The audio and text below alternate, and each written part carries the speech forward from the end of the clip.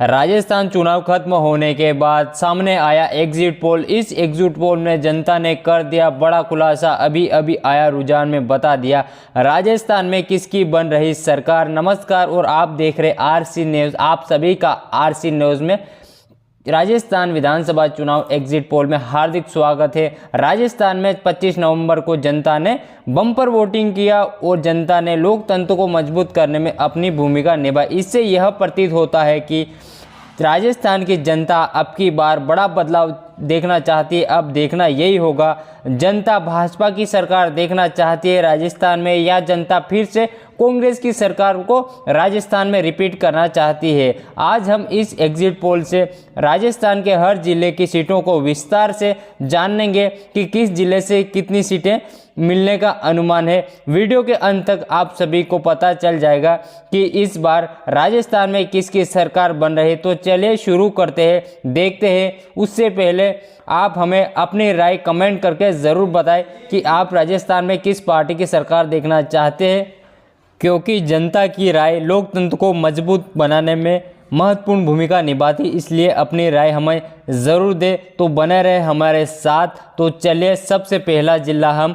दौसा की बात कर लेते हैं। दौसा में कुल विधानसभा की 5 सीटें हैं। 5 में से भाजपा के खाते में 2 सीट जाती हुई दिखाई दे रही और कांग्रेस के खाते में 3 सीट जाती हुई दिखाई दे रही। इसी के साथ हम अगले जिले को देख लेते हैं, टोंक को। यहाँ पर कुल विधानसभा की 4 सीटें हैं। 4 में से भाजपा को 1 सीट मिल सकती है और कांग्रेस को 3 सीट मिल सकती है। इसी के साथ अगले जिले को देख लेते हैं, बूंदी को। यहाँ पर कुल विधानसभा की 3 सीटें हैं। 3 में से भाजपा के खाते में 1 सीट जाती हुई दिखाई दे रही और कांग्रेस के खाते में 2 सीट जाती हुई दिखाई दे रही। इसी के साथ हम अगले जिले को देख लेते हैं, अजमेर को। यहाँ पर कुल विधानसभा की 8 सीटें हैं। 8 में से भाजपा के खाते में 5 सीट जाती हुई दिखाई दे रही और कांग्रेस के खाते में 3 सीट जाती हुई दिखाई दे रही। इसी के साथ हम अगले जिले की ओर देख लेते हैं, पाली जिले की बात कर लेते हैं। यहाँ पर कुल विधानसभा की 6 सीटें हैं। 6 में से भाजपा के खाते में 3 सीट जाती हुई दिखाई दे रही और कांग्रेस के खाते में 3 सीट जाती हुई दिखाई दे रही। तो दोस्तों यहाँ पर भाजपा और कांग्रेस के बीच में कांटे की टक्कर देखी जा सकती है। अगले जिले की ओर चलते हैं, जोधपुर। यहाँ पर कुल विधानसभा की 10 सीटें हैं। 10 में से भाजपा के खाते में 3 सीट जाती हुई दिखाई दे रही और कांग्रेस के खाते में 6 सीट जाती हुई दिखाई दे रही और अन्य दल के खाते में 1 सीट जाती हुई दिखाई दे रही। इसी के साथ हम अगले जिले की ओर देख लेते हैं, नागौर की। यहाँ पर कुल विधानसभा की 10 सीटें हैं। 10 में से भाजपा के खाते में 3 सीट जाती हुई दिखाई दे रही और कांग्रेस के खाते में 6 सीट जाती दिखाई दे रही और अन्य दल के खाते में 1 सीट जाती हुई दिखाई दे रही। इसी के साथ अगले जिले को देख लेते हैं, हनुमानगढ़ को। यहाँ पर कुल विधानसभा की 5 सीटें हैं। 5 में से भाजपा के खाते में 1 सीट जाती हुई दिखाई दे रही और कांग्रेस के खाते में 3 सीट जाती हुई दिखाई दे रही और अन्य दल के खाते में 1 सीट जाती हुई दिखाई दे रही। अगले जिले को देख लेते हैं, राजसमंद को। यहाँ पर कुल विधानसभा की 4 सीटें हैं। 4 में से भाजपा के खाते में 1 सीट जाती हुई दिखाई दे रही और कांग्रेस के खाते में 3 सीट जाती हुई दिखाई दे रही। इसी के साथ अगले जिले के देख लेते हैं, भीलवाड़ा को। यहाँ पर कुल विधानसभा की 7 सीटें हैं। 7 में से भाजपा के खाते में 3 सीट जाती हुई दिखाई दे रही और कांग्रेस के खाते में 4 सीट जाती हुई दिखाई दे रहे।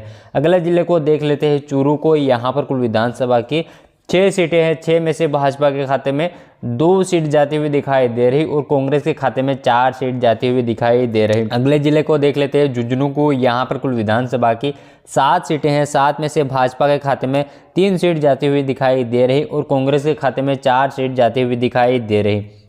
उसके बाद अगले जिले को देख लेते हैं, सीकर को। यहाँ पर कुल विधानसभा की 8 सीटें। 8 में से भाजपा के खाते में 5 सीट जाती हुई दिखाई दे रही और कांग्रेस के खाते में 3 सीट जाती हुई दिखाई दे रही। अगले जिले को देख लेते हैं, अलवर को। यहाँ पर कुल विधानसभा की 11 सीटें हैं। 11 में से भाजपा के खाते में 3 सीट जाती हुई दिखाई दे रही और कांग्रेस के खाते में 7 सीट जाती हुई दिखाई दे रही और अन्य दल के खाते में 1 सीट जाती हुई दिखाई दे रही। इसी के साथ हम आगे बढ़ते हैं, अगले जिले को देख लेते हैं, भरतपुर को। यहाँ पर कुल विधानसभा की 7 सीटें। 7 में से भाजपा के खाते में 3 सीट जाती हुई दिखाई दे रही और कांग्रेस के खाते में 4 सीट जाती हुई दिखाई दे रही।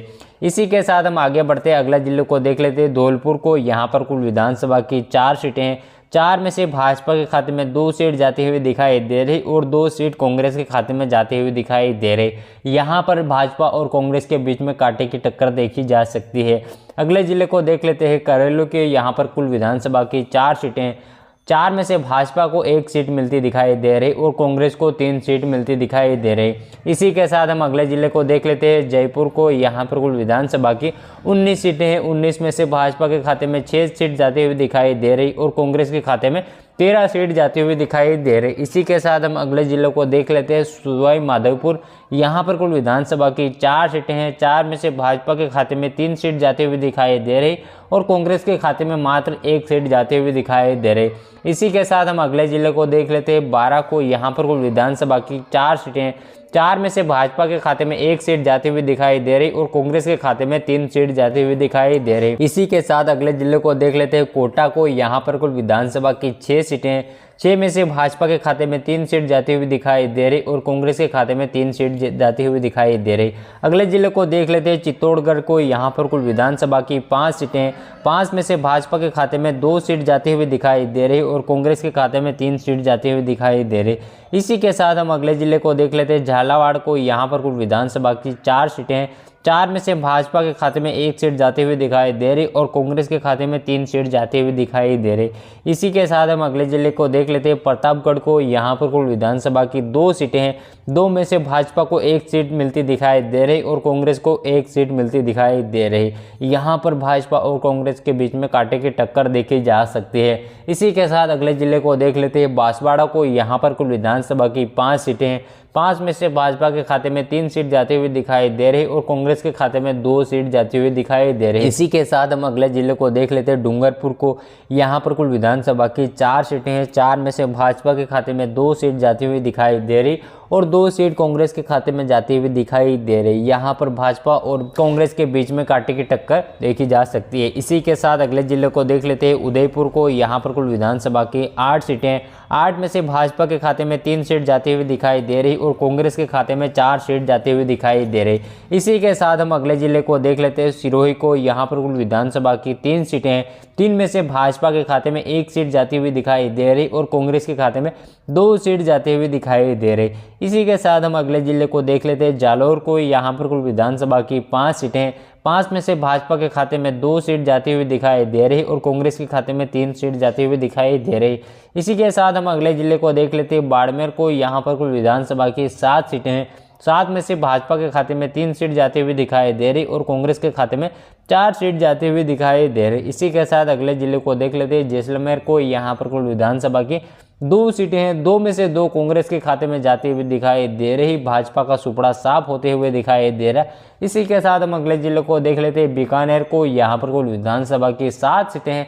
7 में से भाजपा के खाते में 3 सीट जाती हुई दिखाई दे रही और कांग्रेस के खाते में 3 सीट जाती हुई दिखाई दे रही और अन्य दल के खाते में यहाँ पर 1 सीट जाती हुई दिखाई दे रही। इसी के साथ हम अगले जिले को देख लेते हैं, गंगानगर को। यहाँ पर कुल विधानसभा की 6 सीटें हैं। 6 में से भाजपा के खाते में 2 सीट जाती हुई दिखाई दे रही और कांग्रेस के खाते में 4 सीट जाती हुई दिखाई दे रही। तो दोस्तों, हमने कुल देख लिया 200 विधानसभा सीटों का एग्जिट पोल। इस एग्जिट पोल में भाजपा के खाते में 78 सीट जाती हुई दिखाई दे रही और कांग्रेस के खाते में 117 सीट जाती हुई दिखाई दे रही और अन्य दल के खाते में 5 सीट जाती हुई दिखाई दे रही। तो दोस्तों, इस एग्जिट पोल के माध्यम से कांग्रेस अपनी सरकार फिर से राजस्थान में बना रही पूर्ण बहुमत से। आपको क्या लगता है? आप अपनी राय जरूर देना।